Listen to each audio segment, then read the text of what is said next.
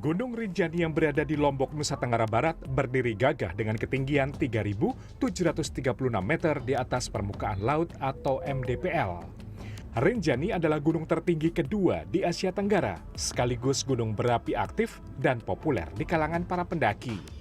Gunung Rinjani juga terkenal dengan keberadaan Danau Segara Anak yang posisinya berada di ketinggian 2.003 mdpl dengan kedalaman 230 meter.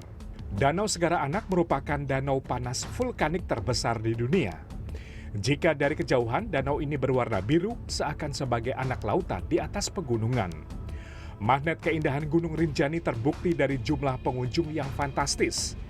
Data situs resmi Taman Nasional Gunung Rinjani, rinjaninationalpark.id, jumlah pengunjung tahun 2016 mencapai 93.000 orang.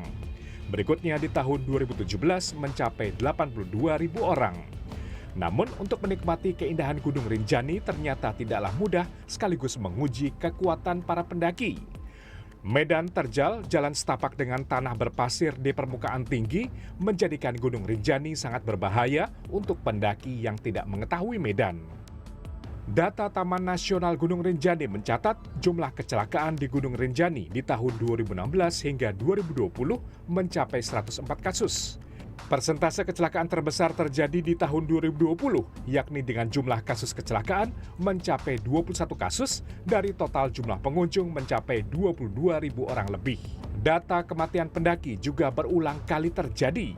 Di tahun 2017 hingga 2024, sebanyak 9 pendaki tewas. Terakhir Sabtu 21 Juni 2025, kasus kecelakaan pendaki perempuan asal Brasil bernama Juliana Marins menambah panjang daftar jumlah pendaki yang meninggal di Gunung Rinjani.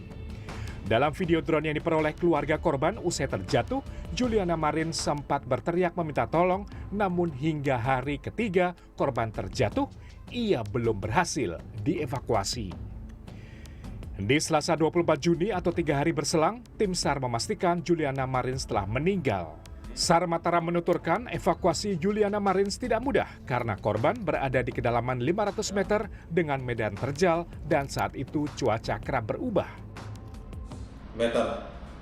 Adapun kendala yang kami hadapi selama proses evakuasi ini antara lain medan yang ekstrim atau terjal dan cuaca yang kurang bersahabat seperti kabut yang tebal sehingga jarak pandang kita terbatas. Bicara soal medan terjal dan berbahaya di Gunung Rinjani juga dibenarkan sejumlah pendaki yang berulang kali mencapai puncak. Salah satunya adalah Aping Alkaf, seorang pendaki sekaligus bagian dari tim relawan yang ikut melakukan evakuasi Juliana Marins.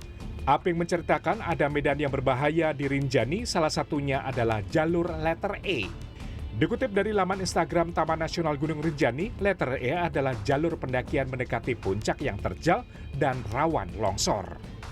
Pendaki asal Brasil Juliana Marins diduga terjatuh di jalur berbahaya ini. Soal rawannya longsor juga dibenarkan oleh Aping Alkaf. Ia juga mewanti-wanti pendaki harus menyiapkan fisik, logistik, hingga menyarankan pendaki meminta pemandu yang kenal medan Rinjani. Karena ini suatu gunung yang memang memerlukan energi yang ekstra, karena ada beberapa tempat-tempat nanti yang harus yang cukup berbahaya, yang riskan untuk kita lintasi, terutama di bagian punggungan, dan yang paling risiko yang kerap terjadi tempat kecelakaan di sini yaitu di wilayah letter E, di mana di situ ada tanah merah yang beberapa waktu belakangan ini longsor di situ. Nah, seperti yang terjadi saat ini juga ada korban yang dari Brazil yang informasinya sudah mulai dievakuasi dan hingga Rabu siang tim SAR mengerahkan sejumlah helikopter untuk melakukan evakuasi Juliana Marins. Sebelumnya pada Selasa petang, Kepala Basarnas Marsikal Madya TNI Muhammad Syafi'i mengungkapkan tim SAR telah menjangkau tubuh korban dan dari pemeriksaan korban sudah meninggal. Rencananya usai jenazah diangkat dari lokasi akan dievakuasi ke posko Sembalun dengan cara ditandu sebelum dibawa ke Rumah Sakit Bayangkara Nusa Tenggara Barat menggunakan pesawat. Tim Liputan CNN Indonesia.